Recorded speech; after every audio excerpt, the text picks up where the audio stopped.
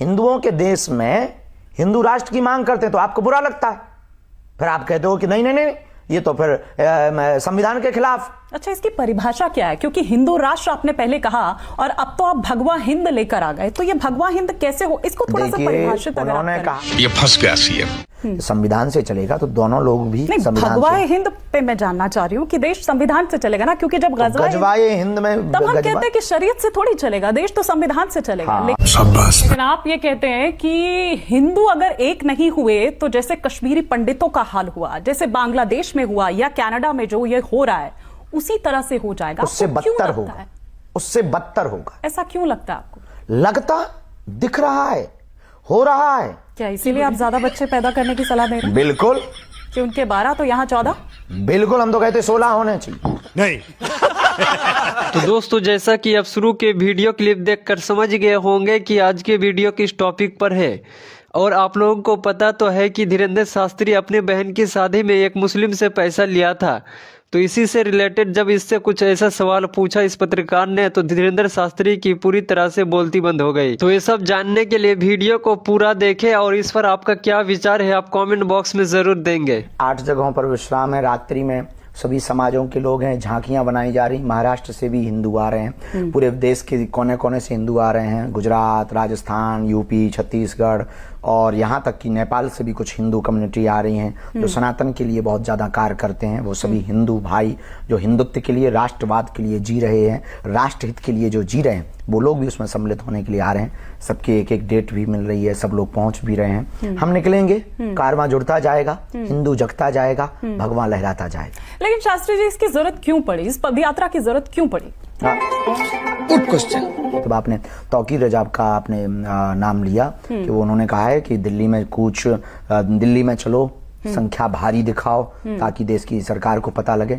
जब ये एक हो सकते हैं तो हिंदू क्यों नहीं एक हो सकता? तो मतलब ये यात्रा एक धर्म विरुद्ध के है? बिल्कुल भी नहीं, राष्ट्र के हित में है और राष्ट्र के अहित को सोचने वाले लोगों के खिलाफ वो कोई भी हो। लेकिन अगर आप हिंदुओं को एकजुट करेंगे तो फिर मुस्लिम कहाँ जाएंगे?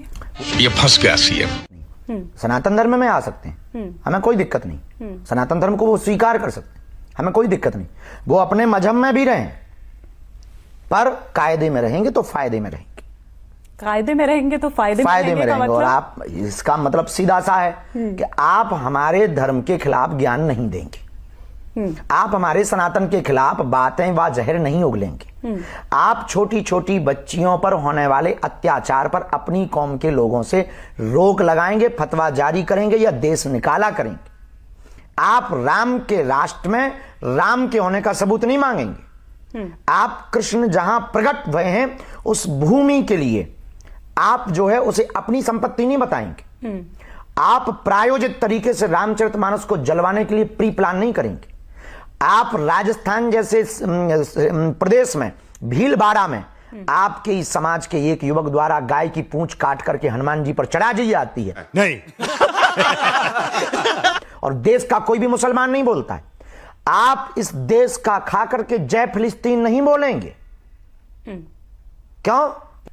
हिंदुओं के देश में हिंदू राष्ट्र की मांग करते हैं तो आपको बुरा लगता है, फिर आप कहते हो कि नहीं नहीं नहीं ये तो फिर संविधान के खिलाफ। अच्छा, इसकी परिभाषा क्या है? क्योंकि हिंदू राष्ट्र आपने पहले कहा और अब तो आप भगवा हिंद लेकर आ गए, तो ये भगवा हिंद कैसे हो? इसको थोड़ा सा परिभाषित अगर उन्होंने आप कहा, ये बड़ी अच्छी बात कही है। आप उनके कुरान को पढ़ लो। कुरान में लिखा है कि अपने मजहब के लोगों को छोड़कर बाकी सब काफिर हैं, इनके साथ रहना गुनाह है, इनसे मिलना गुनाह है। हमारा सनातन कहता है कि सब पूरा संसार ही परिवार। तो अब भगवाई हिंद होना चाहिए कि गजवाई हिंद होना चाहिए? नहीं, लेकिन देश तो संविधान से चलेगा ना। शाबाश! वही हम उनसे कहना चाहते हैं, संविधान से चलेगा तो दोनों लोग भी संविधान भगवाए हिंद पे मैं जानना चाह रही हूँ कि देश संविधान से चलेगा ना, क्योंकि जब गजवाए हिंद में तब हम कहते हैं कि शरीयत से थोड़ी चलेगा, देश तो संविधान से चलेगा। हाँ। लेकिन आप ये कहते हैं कि हिंदू अगर एक नहीं हुए तो जैसे कश्मीरी पंडितों का हाल हुआ, जैसे बांग्लादेश में हुआ या कनाडा में जो ये हो रहा है उसी तरह से हो जाएगा। उससे बदतर होगा, उससे बदतर होगा। ऐसा क्यों लगता है आपको? लगता दिख रहा है, हो रहा है। क्या इसीलिए आप ज्यादा बच्चे पैदा करने की सलाह दे रहे हैं? बिल्कुल, कि उनके 12 तो यहाँ 14। बिल्कुल, हम तो कहते 16 होने चाहिए। तो परिवार नियोजन की जो सलाह दे रही है सरकार, तो सबके लिए देनी चाहिए। हमारे वर्ग के लिए देंगे कि बच्चे दो ही अच्छे, उनके ही दो होने चाहिए। आपने अभी 9 राज्यों की बात की, क्योंकि आपने जब हिंदू अत्याचारों की या हिंदुओं को जब आप लेकर बात करते हैं तो आपने कहा कि 200 जिले, 9 राज्य लगभग, हाँ। जिनकी डेमोग्राफी एकदम बदल गई है। और एकदम से बदली। क्या वाकई ऐसा है? और जहां पर आप कह रहे हैं संस्कृति और इन तमाम बातों को, जहां पर प्रधानमंत्री मोदी जैसे शख्सियत हो, जहां पर सीएम योगी जैसा चेहरा हो, जहां पर आप जैसे शास्त्री जी हों, वहां पर क्या वाकई हिंदू खतरे में आ सकता है? सही पकड़े हैं। इसलिए तो हम प्रायश्चित करने के लिए पदयात्रा कर रहे हैं। इसलिए तो हम प्रायश्चित करने के लिए, हिंदू एकता के लिए हम आप लोगों से लड़ रहे हैं। इसीलिए तो हम हिंदुओं को एकजुट करने के लिए परेशान हो रहे हैं। दिन ना रात अपनी जान की बाजी लगा करके लड़ रहे हैं। वाह, क्या एक्टिंग कर रहे हैं। हमें क्या फायदा? राजनेता हम है नहीं, सीएम हमें बनना नहीं, सरकार से अनुदान हमें चाहिए नहीं। लेकिन विपक्ष तो टाइमिंग पर सवाल उठा रहा है। वो ये कह रहे हैं कि जब जब चुनाव आते हैं तब तब शास्त्री जी आ जाते हैं और ये काम तो राजनेता कर रहे हैं। तो फिर आप जब इस टाइम पर आए हैं तो आप बीजेपी का काम आसान कर रहे हैं, आप उनके लिए गेम कर रहे हैं। धंधा बंद करवाएगा क्या? लेकिन जब जब चुनाव आता है, मेरा मतलब ये था, जब जब क्या देश में एक ना एक जगह चुनाव की बात करिए या फिर अभी झारखंड का हो, महाराष्ट्र का, और महाराष्ट्र के लिए तो टोन सेट की जा रही है, बटेंगे तो कटेंगे के जरिए। ये राजनेता अपना फिक्स सब कर सकते हैं। हम धर्म नेता, धार्मिक गुरु, हम नेता नहीं। हम एक स्पिरिचुअल लीडर हैं, स्पिरिचुअल सिपाही है, लीडर भी नहीं। लेकिन धर्म में भी तो राजनीति घुस गई और राजनीति में भी तो धर्म आता ही, तो दोनों इसी एक पर दूसरे तो के सारी पूरे सियासत होती है। अरे बाप रे, ये तो धोती खोल रहा है। तो दोस्तों, इस पत्रकार का भी कहना सही है कि धर्म में राजनीति घुस चुकी है और राजनीति में धर्म आता है और इसी पर सियासत चल रही है। तो वीडियो को शुरू से एंड तक देखें। और हम तो भारत के संतों से कहेंगे, अब मठों और मंदिरों से बाहर निकलकर देश में और आगे आना चाहिए और सत्ता पे भी बैठना चाहिए।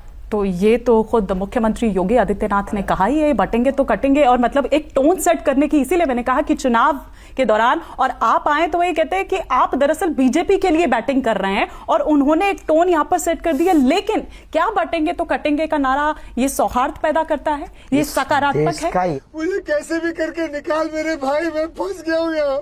कई मौलाना तो आपके बयानों को नफरती, वो कहते हैं कि सिमी, पीएफआई, वो उससे तुलना कर देते हैं।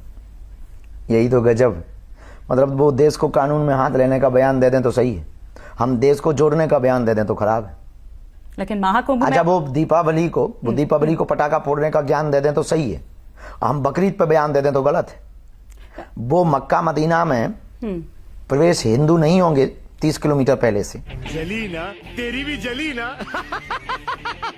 आपको लगता है कि हिंदू जो फेस्टिवल्स हैं, हिंदू जो त्योहार हैं, वो जानकर टारगेट किए जाते हैं? होली पे ज्ञान देते ही है, पानी बर्बाद हो रहा है, खून बर्बाद होता है, बकरों का ज्ञान नहीं देते। आपने तो कहा था कि सुतली बम फोड़ देंगे उनके मुंह पे लगाकर। हमने 10 फोड़े। हम बहुत उल्टे आदमी हैं। लेकिन तौकीर रजा ने ही ये कहा था कि जो दीपावली है वो प्रकाश का पर्व है, रोशनी का पर्व है, धमाके का पर्व नहीं है। बात तो सही है। तो दोस्तों, ये धीरेन्द्र शास्त्री बाबा के नाम पर ढाबा खोल बैठे हैं और लोगों के बीच नफरत फैलाकर एक दूसरे को लड़ाने का काम करते हैं। तो इस पर आप लोगों का क्या प्रतिक्रिया है, आप कमेंट बॉक्स में जरूर बताएंगे। तो वीडियो आपको पसंद आए तो वीडियो को लाइक कर दे और हमारे चैनल को सब्सक्राइब कर ले। तो बहुत जल्द ही मिलते हैं नेक्स्ट वीडियो को लेकर, तब तक के लिए अपना ख्याल रखें। Bye bye.